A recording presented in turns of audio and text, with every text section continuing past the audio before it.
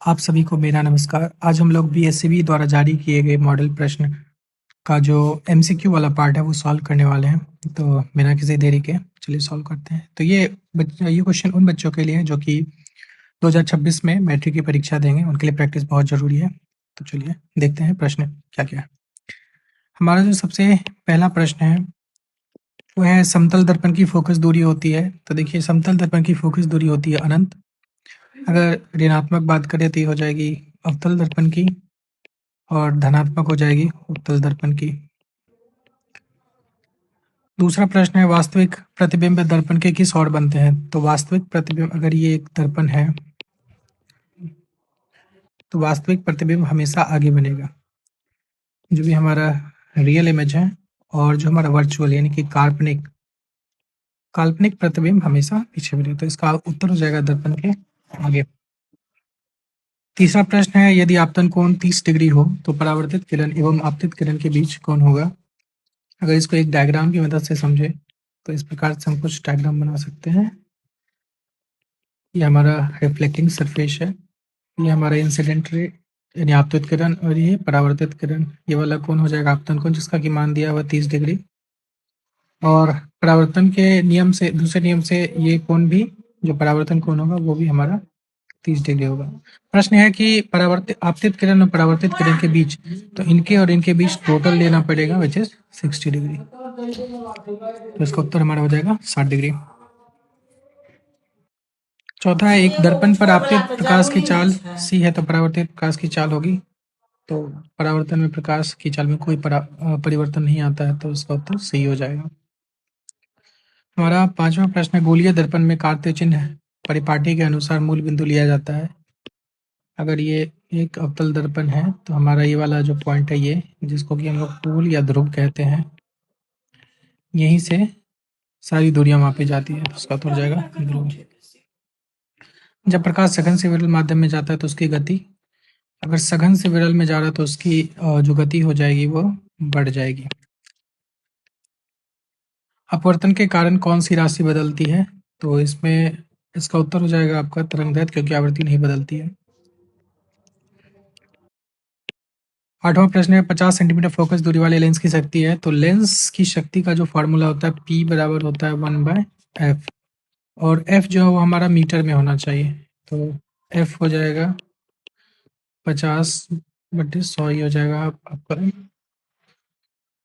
0.5 metre हो जाएगा। और तो फिर हमारा पावर हो जाएगा 1/0.5, हो जाएगा आपका 2। और जो लेंस की पावर का जो यूनिट होता है वो होता है डायोप्टर, तो 2D। तेलीय कागज होता है। तो देखिए प्रकाश, कोई वस्तु प्रकाश, कोई वस्तु के आर पार प्रकाश किस प्रकार जाती है, उस आधार पे वस्तु 3 प्रकार के होते हैं, पारदर्शक, अपारदर्शक और पारभासक। कागज जनरली जो होता है अपारदर्शक होता है, लेकिन उसमें अगर आप तेल लगा देते हैं तो प्रकाश थोड़ा बहुत आर पार चला जाता है, जिससे पारभासक हो जाते हैं, ट्रांसल्यूसेंट हो जाते हैं। प्रकाश की चालन न्यूनतम होगी तो जिसका अपवर्तनांक सबसे ज्यादा होगा, तो कांच का। निम्नलिखित में किस भाग पर मानव नेत्र में किसी वस्तु का प्रतिबिंब बनता है। तो अगर ये हमारा क्या कहते हैं ह्यूमन आई है, तो ऑब्वियसली लाइट यहाँ जाके मिलती है, जो कि है हमारा दृष्टि पटल यानी रेटिना। जो हमारा 12th क्वेश्चन है नेत्र का पारदर्शी अग्रभाग कहलाता है। इस क्वेश्चन में ये वाला पार्ट जो है इसकी बात की जा रही है, जिससे प्रकाश अंदर जाती है, वो होता है हमारा कॉर्निया। बाइफोकल लेंस द्वारा कौन सा दोष सुधारा जाता है। तो इसका उत्तर हो जाएगा जरा दृष्टि दोष, क्योंकि निकट के लिए होता है अवतल और दूर के लिए होता है उत्तल। रॉड्स कोशिकाएं किसके प्रति संवेदनशील होती है। तो रेटिना में 2 प्रकार की कोशिकाएं होती है, एक रॉड्स और कॉन्स। तो रॉड्स जो होती हैं वो होती है हल्की रोशनी यानी कि डिम लाइट के लिए, और जो कोन्स होते हैं वो कलर्स के लिए होता है।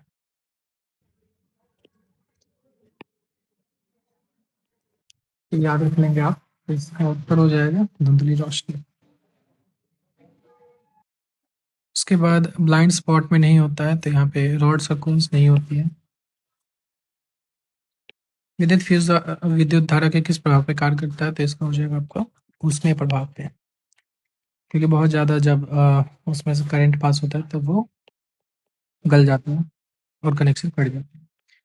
इस उपकरण में धन और ऋण का चिन्ह नहीं होता, तो इसका आ जाएगा आपका कुंडली में, क्योंकि एमीटर वोल्टमीटर विद्युत सेल में तो होता ही है। 18वें कौन सा मात्रक वाट? तो वाट यानी कि शक्ति, तो शक्ति बराबर होता है कार्य करने की दर। यहाँ हो जाएगा समय, कार्य बटे समय यानी जूल पर सेकंड, इसका उत्तर ये हो जाएगा। इसके बाद आते हैं हमारे अगले क्वेश्चन पे। विद्युत हीटर की तार की कुंडली बनी होती है, तो हीटर का हो जाएगा नाइक्रोम। अगर टंगस्टन की बात करें तो ये बना होता है, इससे बना होता है विद्युत बल्ब का फिलामेंट। वैसे आजकल ये यूज नहीं होता है क्योंकि ये बहुत ज़्यादा पावर कंज्यूम करता है, इसीलिए। कार्य करने की क्षमता को कहते हैं, कार्य करने की क्षमता को हम लोग ऊर्जा कहते हैं, और कार्य करने की दर को शक्ति।